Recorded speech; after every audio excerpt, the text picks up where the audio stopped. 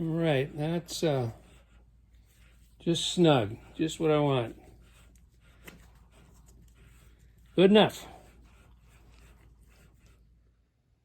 In editing and viewing the previous clips and videos in this series, I realized I'm doing a pretty poor job of accurately identifying the components on this drill press. I've been actively searching online patent drawings and information and catalogs and all that kind of stuff about these Champion drill presses. And it's not just true of this drill press, it's true of most drill presses. Number one, I've been calling this whole thing the spindle, and yeah, kind of technically that's correct. However, this is two pieces. The spindle is actually this part, the part that spins. This is the quill. It's fixed. And so the spindle spins inside the quill. So I just thought I would straighten that out. In true scrap whisperer fashion, I'm using estate sale acquired cleaners, polishers, and so forth. Between the three, I have a total of $1 invested. Normally, I'm a huge fan of Super Clean, and it's my go-to degreaser and cleaner for most of all the gacky stuff that I work on. However, you do have to be careful with Super Clean because it will strip paint. And I am trying to preserve the paint on this old drill press as much as I can. So I'm using the, you saw it in the last clip, the Now degreaser all-purpose cleaner. And I'm using it in concentrate form. I just got it in this cheapo spray bottle here. And I'm working this over with, this is a soft bristle wire brush. I also have a plastic one here. And it's working quite well. And it doesn't hurt the paint. But it does do a good job of taking off all of the dirt and the grease. And I'm telling you, after 100+ years, that stuff is really caked on here. But I mean, you can see the difference. So the process is working. In a previous video, I incorrectly referred to this counterweight chain as bicycle chain. And as you can clearly see, there's a center link in there. There's no way that's a bicycle chain.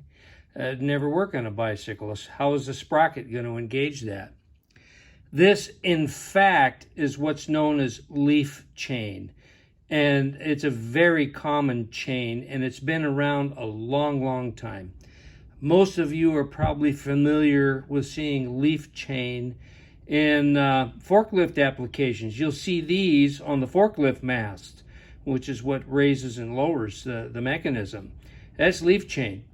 It's readily available. I was originally thinking about, just cleaning this up and, knocking a link pin out and just reusing this. But, it's spent so many years wrapped up in the column of the drill press, all kinked, and it's all bound up and pretty stiff.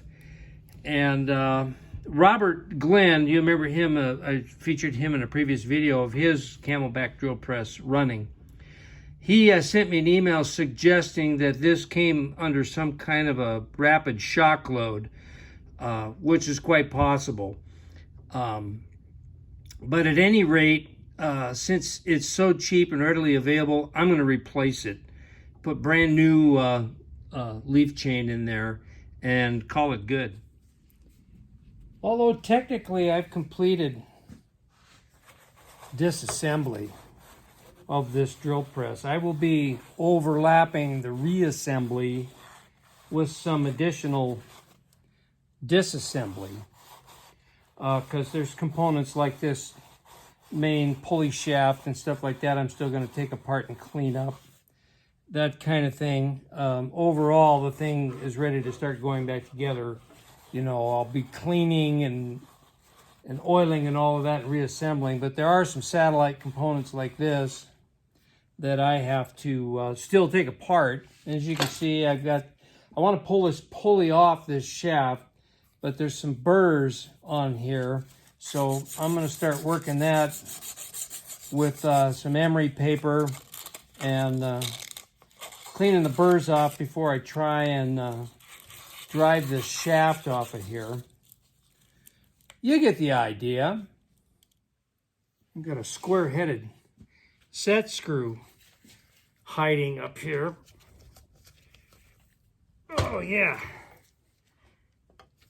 Thank goodness that came loose. Come on now, cooperate. Hey, I want to put a plug in for my buddies up north. Frank Strickland, John Graham, Randy King. They belong to Early Days Gas Engine and Tractor and Engine Association, Branch 245. I belong to the same organization, only Branch 240 here in Arizona, commonly referred to as Power from the Past. Well, they just put up a video. In fact, if I remember, I'll put a link in the description. They visited a shop, one of their buddies up there, who specializes in Babbitt bearings, Babbitt pouring, specific to Ford Model Ts and Model As. And he's even got the Ford fixtures and all that kind of great stuff for doing Babbitt bearings. So it's a great watch. So I'll see if I can stir my old man brain and put a link down in the description so you guys can watch that. It's really good. Well, before I knock that shaft out of that belt pulley drive, I want to put it back in the same orientation it was in. So I'm going to measure from the inside of the small belt pulley there to the end of the shaft. And it looks like we are, focus, come on, behave yourself. It's like we are 4 9/16 of an inch. So, oh, come on. There we go. 4 9/16. I better write that down on a piece of paper. That'll probably get wiped off of there. Let me get a little lube on here. So the Shade Tree Fix-It Man, George the Shade Tree Fix-It Man. I'll leave a link to his channel down below. For those of you that are fairly new here, George is the inspiration for my YouTube channel. George, several years ago, inspired me to start my own channel. And, well, he's been watching these videos. And he suggested, and it's a great idea. George always comes up with great ideas. He suggested that I include a little history aspect about the Champion Blower and Forge Company. So I've been doing some research, and I've got a lot of stuff saved on my laptop that I'm going to compile. So as I do these video clips, I'll be sharing excerpts about the history of the Champion Blower and Forge Company. A couple of little hints. It was started back in the 19th century by a 17-year-old kid, and it still exists today. Fascinating stuff. And this shaft is moving. So I'm going to provide a little more lube there and get it on out. Not only does George have a really good YouTube channel with all kinds of good content, but George also is a real fair hand at providing spiritual guidance. I've benefited many times from George's guidance. So those of you that are in need of that kind of thing, I would suggest George over at the Shade Tree Fix-It Man or Bill Cameron at Edge of Eternity. Both great channels.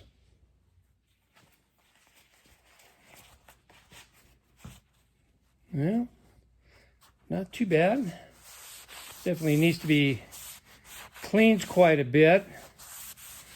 But overall, like every other thing I've taken apart, this shaft looks to be pretty good. It looks like there's some marks on there, but well, let's try it here. Nothing that catches the fingernail, so that's good. A little more emery paper, clean that up. Also, you can see an indentation machined into it to catch that set screw. Looks like it was missed a couple times in years past, so obviously this thing has been apart before me.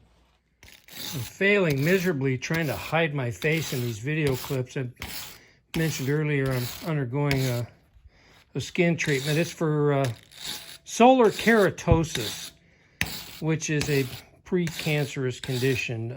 Not serious. I mean, I'm treating it in time, but it has a real detrimental effect on the way I look. And I've been doing treatment now for a couple of days.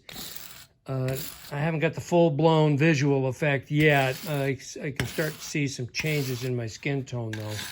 So by next week, I'll probably look like I stood in front of a blast furnace or something. But so just to let you know, that's why you're seeing just partial views of my face until I get this view angle stuff figured out, because, yeah, I want to keep doing videos, just not show myself, because I'm not pretty, if you know what I mean. I'm a big fan of evapo-rust, but the stuff, like everything else, has gotten so doggone expensive. It's just too cost prohibitive for me to buy the quantities I need to take care of all the large items that have rust on it, like these belt pulleys here. Of course, the column and all that kind of stuff. I did also think about electrolysis. That's another viable option. I don't have a tub big enough to handle the larger parts. Hiding down here, I do have a power source. That golf cart battery charger would be great to use an electrolysis operation in a large tub. I haven't ruled it out. If I can come across a large tub, I might just do electrolysis.